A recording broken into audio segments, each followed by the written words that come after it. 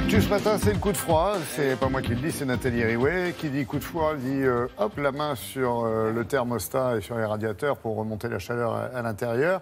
Et qui veut dire la chaleur, ça veut dire attention, les centrales nucléaires vont encore, non pas nous lâcher, mais ça va consommer dur. Oui, parce que si Or, vous êtes... les centrales, on en parle. Hein. Si vous êtes au radiateur électrique, effectivement, en ce moment, on s'attire essentiellement sur les centrales nucléaires. Alors, le nombre de réacteurs nucléaires en France en fonction est légèrement variable, puisqu'on les arrête pour les entretenir, on les remet en route, etc. On a du mal à retenir le bon chiffre en général. En ce moment, c'est le cas au Tricastin, par exemple, dans la Drôme. Ouais. On les arrête, on les rénove, on les remet en route.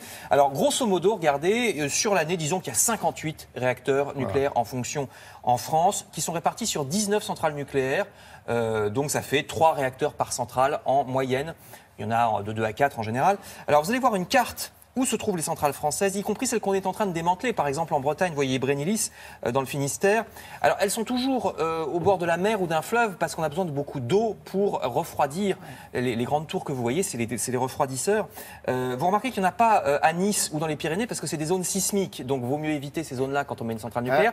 Alors, exception à Fessenheim, parce que l'Alsace est une zone sismique. Ben oui. Et c'est d'ailleurs une des raisons pour lesquelles... Jusqu'à Cattenom, là, en fait, même... C'est une des raisons pour lesquelles Fessenheim est sur la sellette depuis quelque temps, parce que c'est une zone un peu sismique, et puis aussi parce que c'est l'une des plus anciennes. Elle fonctionne depuis 78, donc c'est pour ça qu'elle va probablement fermer. C'est la plus ancienne en fonction actuellement en France.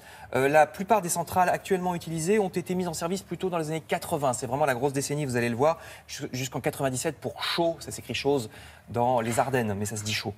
Alors là, j'ai un problème. Vous allez voir ce schéma justement de la date des mises en service des centrales françaises. Il est inquiet. Ah bon. Non, j'écoute. Vous voyez que c'est surtout au début des années 80, le gros pic de mise en service de nouvelles centrales nucléaires. À partir de 40 ans, ça va poser un problème parce qu'on arrive aux 40 ans, une centrale est considérée comme vieille. Alors on peut la prolonger, mais attention parce que ça coûte en maintenance et aussi, regardez, elles produisent de moins en moins parce que quand elles vieillissent, eh ben, on doit les arrêter pour les, j'allais dire rafistoler, mais pour les entretenir. Comme nous, hein. Et donc, vous voyez, depuis quelque temps, l'efficience des centrales baisse un petit peu. C'est léger pour l'instant, mais ça ne va pas s'améliorer puisque plus elles vieilliront, plus il faudra les arrêter pour de la maintenance. Alors, on dépend beaucoup des centrales nucléaires. Elles produisent les 3/4 de notre électricité. C'est la plus forte proportion dans le monde. On est le pays le plus nucléarisé. Mais on en vend aussi.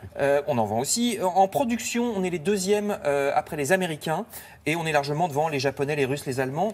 À nous seuls, les Français ont produit 1/6 de l'électricité nucléaire du monde. Alors qu'on n'est pas un pays très très peuplé. C'est chaud. C'est vraiment énorme.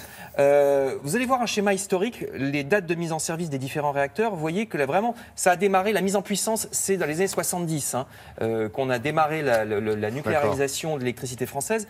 Époque où on a voulu se détacher de la dépendance par rapport au pétrole ou au gaz. On voulait moins dépendre. C'est pour ça que vous voyez De Gaulle, après les crises de Suez et avant le choc pétrolier, on voulait moins dépendre du Moyen-Orient, déjà qu'on en dépend beaucoup pour le carburant.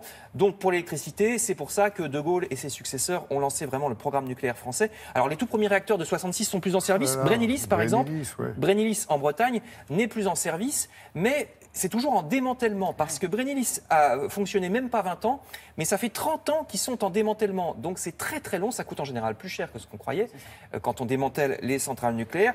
Et certaines centrales sont absolument énormes. Brennilis, que vous venez de voir, c'est un seul réacteur, mais là regardez, Dunkerque, ou plutôt Gravelines, c'est juste à côté de Dunkerque, il y a 6 réacteurs. Donc le démantèlement de Brennilis qui dure depuis 30 ans, il y a un seul réacteur. Là, à Gravelines, il y en a 6. Ça a donné du boulot quand on va arrêter tout ça. Oui, il y aura du travail. C'est la plus grosse centrale d'Europe de l'Ouest, Dunkerque.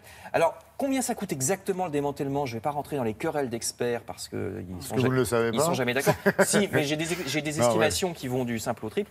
Ce qu'il y a, c'est que la grande question, c'est est-ce que si on compte le démantèlement, finalement, le nucléaire est aussi bon marché qu'on le dit, notamment par rapport aux énergies renouvelables. L'éolien, le solaire coûtent un petit peu plus cher, mais si on compte le démantèlement des centrales nucléaires, est-ce que finalement, ça n'est pas plutôt une bonne affaire? Je vous parlerai des autres énergies demain, le charbon, le pétrole, puisque ça aussi, moins en France, mais beaucoup dans le monde, sont des énergies importantes. Donc rendez-vous demain. Super, merci beaucoup Frédéric.